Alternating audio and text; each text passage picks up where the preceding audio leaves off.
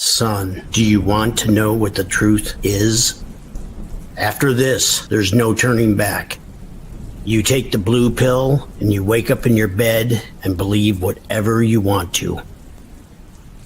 You take the red pill and you stay in Wonderland, and I show you just how deep the rabbit hole goes. Remember, all I'm offering is the truth. Nothing more.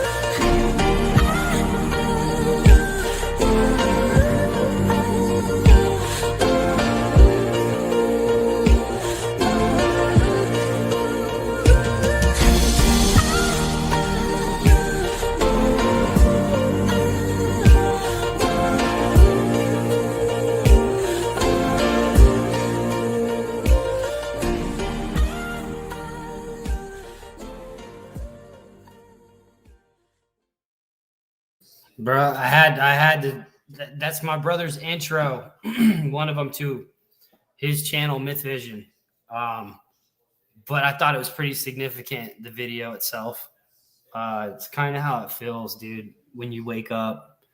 It's like hitting a brick wall, you know what I'm saying? But I wanted to watch something on the stream, and I just kind of wanted to, I thought this was significant. Shia LaBeouf. I love Shia LaBeouf, man. Incredible. So there is a video that we're going to watch. So let's see. I don't deserve that kind of shit. You know, I done put her through years and years of fucking nonsense, bro. Just like,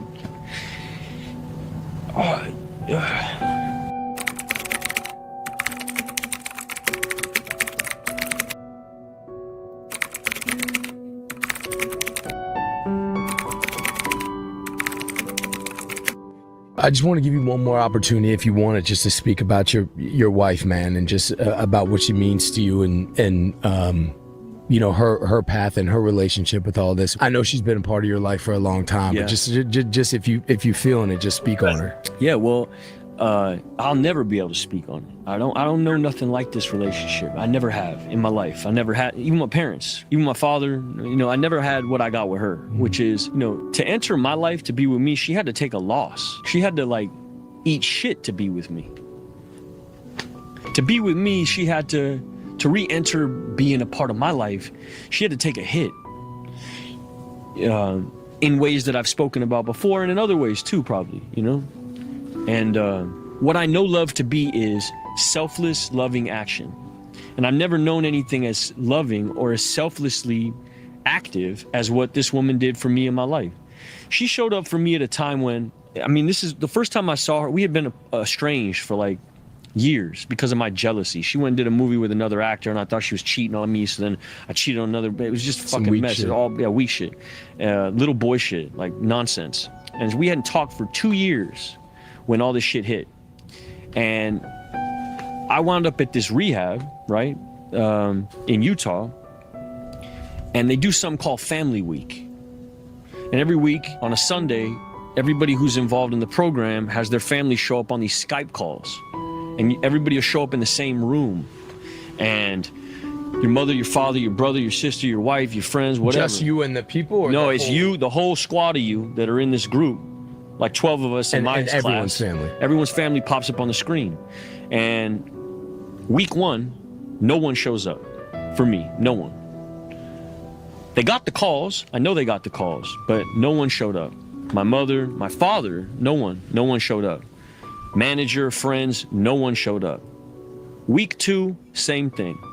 So I'm sitting in this room, and even the person who's therapizing me, she's starting to feel like this She's empathizing with where I'm at. Everybody else in the room, we got a dude who, like, you know, this isn't just alcoholics and shit. This is like fucking arsonists and like child predators and all kind of wild people in this group, right? And they got people showing up for them. And I don't have nobody showing up for me. And week 2, week 3, I'm there 90 days. So I'm there for a clip. And there comes a point where family week comes around. I say to my therapist, like, I'm not gonna go. You know what I mean? Like, I don't want to subject myself to this shit. Like, I'm on a path, and you know, let me just stay here. Like, I don't want to keep reminding myself of how fucked my situation is. And she says, no, I think you should show up this week. And I show up thinking, all right, my mom's gonna be on there. You know, my mom will be on, and Mia is on the screen, and you know, like, you don't deserve that kind of shit. You know what I mean? You don't deserve that kind of shit. Like, I don't deserve that kind of shit. You know, I done put her through years and years of fucking nonsense, bro. Just like, wow. And I don't have nothing to offer her either. You know what I mean? I'm in the middle of my shit. You know, I'm like 2 months into this program. You know, I don't even have nothing going on. I have nothing going on. I'm making this list. She's at the top of the list, but I'm not reaching out to her or nothing like that. And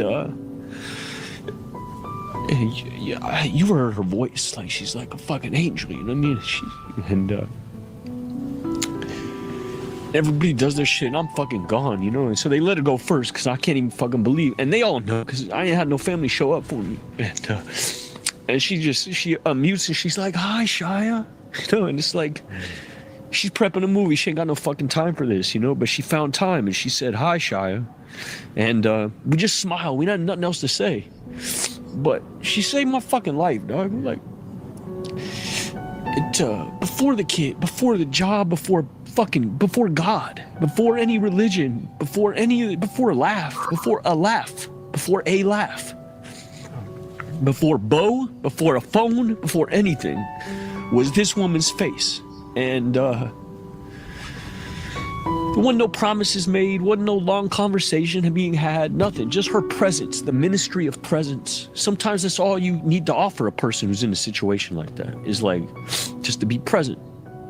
And she was present for me at a time when I didn't deserve to have nobody in my life, especially her. And I'm not trying to do this boo shit, because right away my head goes to like, how's this being viewed? I'm such a fuck this way, but good. Come on, man. Yeah. She's a real one, man. She's a real one, and I'll never be able to.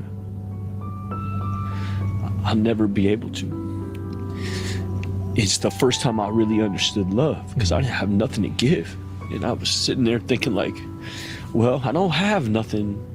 It's not sexy to be with me. Don't you get it? Like, people out here accusing me of like putting makeup on my genitals and like shooting dogs and shit. Like, you know, that's what I'm being accused of. And you're showing up for me like you're gonna be tied to this shit? It didn't make no fucking sense. And love is irrational that way. You can't rationalize real love. It doesn't make any fucking sense. And I had spent my whole life trying to rationalize it. Like, you know, this dude hits me up. He's in my corner because, you know, we fuck with the same craft. You know what I mean? That's what he loves this thing that I got, that I'm like, I'm G with this shit over here. That's why he loves me, because he loves that part of me that's G at this. You know, and then I would write your love off like, oh, okay, you love me because I do this shit. And so many of my relationships were basically like, you love me because I'm fucking sensei over here. In the dojo, I'm black belt right here. So you love me because of this. And when they blow the dojo up, you're like, I'm not G at I'm not sensei at nothing. I don't even know how to fish. I don't even know how to fucking do nothing. Like, I don't even know how to camp. I'm a fucking little kid. You know what I mean? I don't know how to make a fire. And yeah, she gave me hope, bro, when I was really like running on fumes. I wasn't running on empty, but I was running on fumes. I'd had a sponsor in my life who was he was saying, yo, be patient, the shit will show up, miracles will show up. This was another miracle.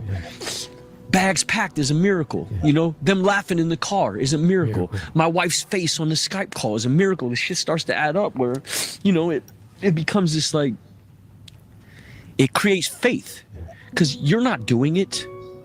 It wasn't some fucking dope poem I sent or some flowers I sent that put her on the Skype call. And it wasn't good behavior or being a man. Bro. It wasn't good sex that got my wife on the Skype call. It wasn't like any of this self-will shit that I used to validate her being in my life. Like, even my sex life was like, it was so performative. It was like, well, if a woman didn't orgasm, I would question it.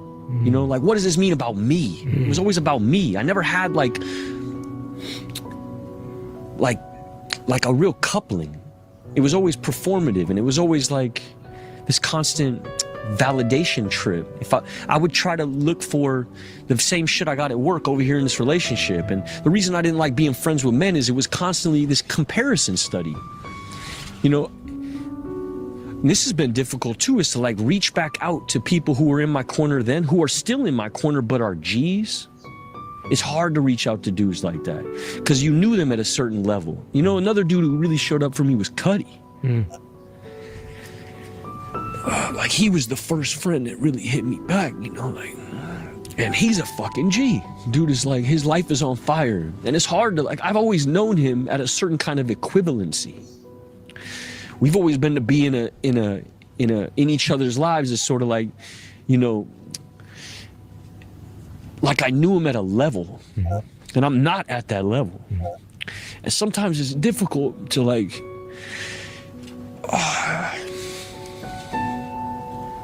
to show up for the love, that people are throwing at you. Because you think you think you are these Twitter comments. You think you are this idea fuck, I gotta get out of this octave because I sound like boohoo bullshit. No, but come on, being you, bro. Yeah, but I don't want to be fucking performative for your shit. Dude, just...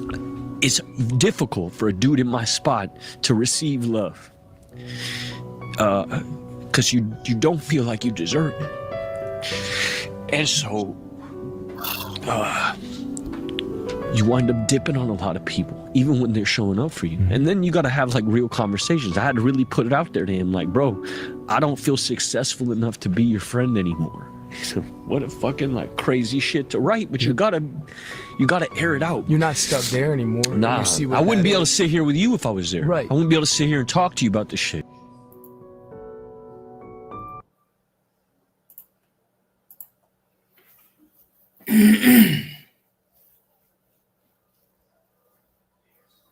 I can relate to like everything that man said.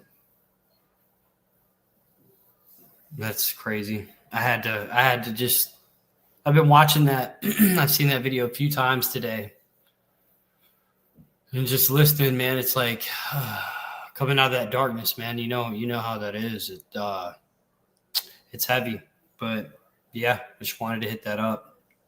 Felt like watching it again. So I love you guys, man. I'm still going. If you're struggling, you're not alone. I love you guys.